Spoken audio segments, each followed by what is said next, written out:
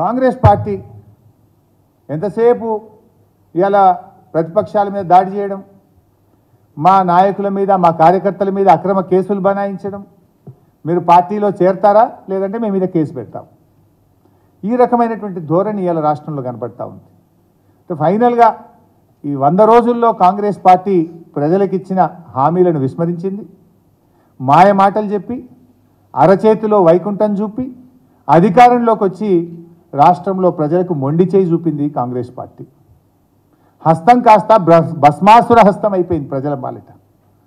రైతుల పట్ల, నిరుద్యోగుల పట్ల, మహిళల పట్ల, వృద్ధులు వితంతువుల పట్ల భస్మాసుర హస్తంగా మారింది ఇలా కాంగ్రెస్ పార్టీ. మీరు అనుకుంటున్నారేమో మేము కాంగ్రెస్ పార్టీలో నాయకులను చేర్చుకుంటున్నాం, మెడ మీద కత్తి పెట్టి బెదిరించి పోటీ చేయకుండా చేస్తున్నాం, పార్టీలో చేర్చుకుంటున్నాం. అర్థమవుతలేదు ప్రజలకు.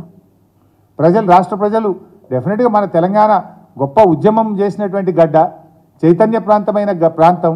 రాష్ట్ర ప్రజలు అన్నీ కూడా గమనిస్తున్నారు. ఇలా రాష్ట్రంలో దాదాపు 20 లక్షల ఎకరాల్లో పంట ఎండిపోతూ ఉంది.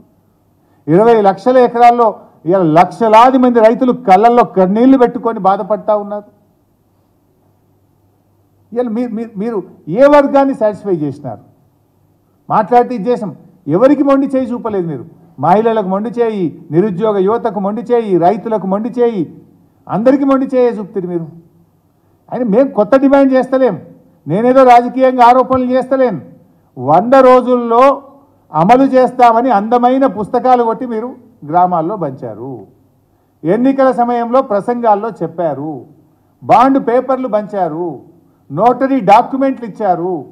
అవన్నీ చెప్పి మీరు అధికారంలోకి వచ్చిండ్రు.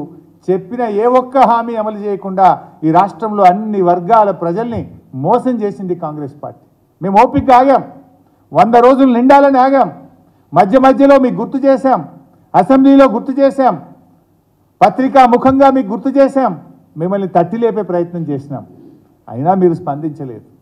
ఇవాళ 100 రోజుల్లో కాంగ్రెస్ పార్టీ ప్రజలకు చేసిన మోసాలు ఇవాళ రాష్ట్ర ప్రజలకు కళ్ళకు గట్టినట్టు కనబడతా ఉన్నాయి. మాట్లాడుకుంటున్నారు ఊళ్ళల్లో. కేసీఆర్ ఉండగా టైం మీద రైతు బంధు పడ్డది.